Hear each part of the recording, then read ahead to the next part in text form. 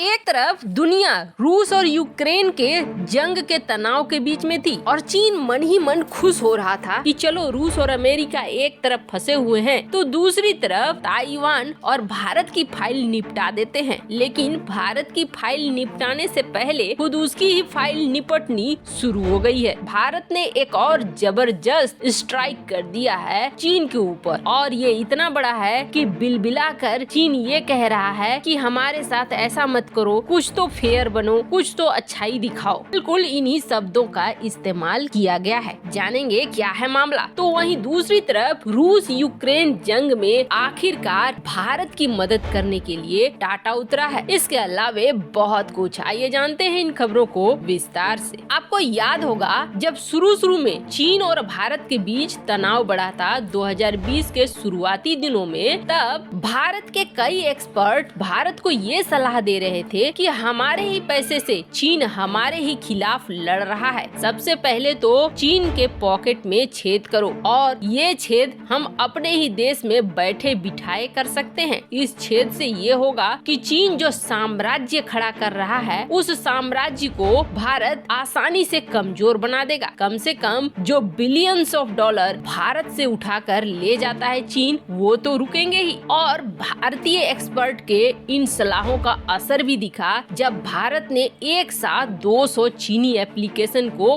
बंद कर दिया। असर ये हुआ कि कुछ दिनों बाद ही चीन बिलबिलाने लगा और चीन ये कहने लगा कि भारत ने ये गलत किया है, हम जैसे को तैसा करेंगे। लेकिन जैसे का तैसा कैसे करोगे, क्योंकि चीन तो अपने देश में किसी दूसरे की एप्लीकेशन, किसी दूसरे की वेबसाइट चलने ही नहीं देता है। अब हाल फिलहाल में जो भारतीय न्यूज एजेंसी है वियोन, उसके वेबसाइट को भी बंद कर रखा है। भारत का कुछ भी चीन के अंदर नहीं चलेगा, लेकिन चीन का सब कुछ दुनिया के हर देश में चलना चाहिए। चीन वहाँ से माल बटोरता रहे लेकिन अपने देश का माल किसी दूसरे को बटोरने न दे। भारत ने जब 200 एप्लीकेशन पर बैन लगाया तब चीन दौड़ा था WTO और WTO में इस बात को उठाने की कोशिश की थी। तो भारत ने इस बात को लेकर सीधे तर्क दिया था कि डिजिटल रूप में हमारी WTO के साथ कोई समझौता वगैरह नहीं हुई है। ऐसे में हम इस दिशा में किसी भी तरह के फैसले को मानने को तैयार नहीं है। यहाँ भारत जीत गया। अब भारत ने एक बार फिर से नए एप्लीकेशन, जिसमें बड़ी पॉपुलर गेम्स भी हैं जो चीन की हैं, फ्री फायर जैसी गेम, उनको भी बैन कर दिया है। 54 नए चाइनीज ऐप को बंद किया गया है और न सिर्फ इसे बंद किया गया है बल्कि ये भी देखने की कोशिश की जा रही है कि कहीं इनके क्लोन को तो नहीं चीन लॉन्च कर रहा है भारत में, क्योंकि ये सच्चाई है कि इसके क्लोन भारत में आ रहे हैं और इनडायरेक्ट तौर पर भारत से बड़ी मात्रा में रेवेन्यू कमा रहा है। अब जैसे देखेंगे कि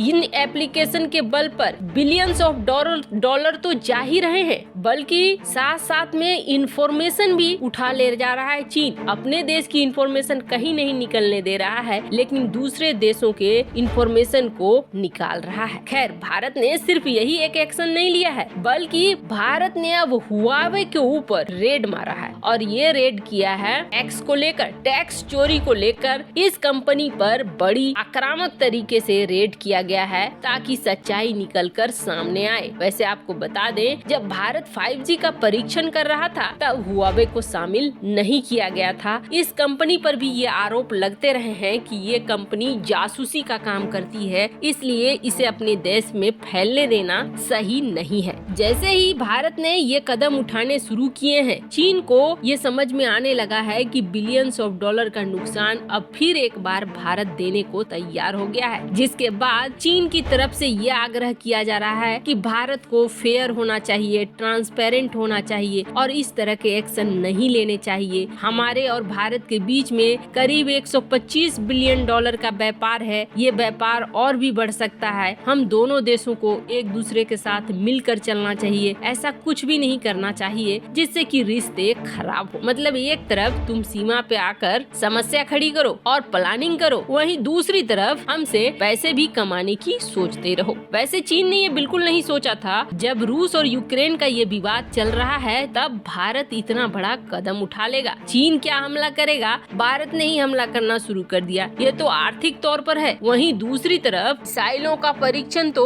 लगातार चल ही रहा है। भारत भारत इंफ्रास्ट्रक्चर को अपने बॉर्डर के इलाकों में डेवलप कर ही रहा है, यानी इन जगहों पर भी पीछे भारत नहीं है और बिल्कुल कड़ी चुनौती दे रहा है चीन को। रूस यूक्रेन का अगर युद्ध होता भी है तो ताइवान की तरफ एक बार बढ़ने को सोच सकता है चीन, लेकिन भारत की तरफ अभी तो बिल्कुल बढ़ेगा नहीं। और जो डर है कि इस हालात में भारत की तरफ हमला करेगा, वैसी गलती करता हुआ नहीं दिख रहा है चीन। खैर, एक तरफ जहां ये सब कुछ हो रहा है तो वहीं दूसरी तरफ रूस यूक्रेन का युद्ध भी अब एक अलग मोड़ लेता जा रहा है। डोनबास इलाका हो, लुहांस का इलाका हो, ये अब बहुत ही ज्यादा अफरा तफरी वाले सिचुएशन में पहुंच गया है। बसें लगा लगा कर रूस पहुंच रहे हैं यूक्रेन के इस हिस्से के निवासी, जिसके बाद अमेरिका तो राग अलाप रहा है कि फॉल्स फ्लैग ऑपरेशन शुरू कर चुका है रूस, कभी भी हमला कर देगा। खैर, अब रूस की तरफ से भी कुछ इसी तरह के बयान आ रहे हैं, इसलिए कहा जा रहा है कि हमला होने की गुंजाइश बहुत ज्यादा है। अधिकतर देशों ने अपने अपने दूतावास को वहां पे बंद कर दिया है। करीब दर्जनों ऐसे देश हैं जिन्होंने दूतावास को बंद कर दिया है, अपने कर्मचारियों को वहां से बुला लिया है। और इन सब अफरा तफरी के बीच में जो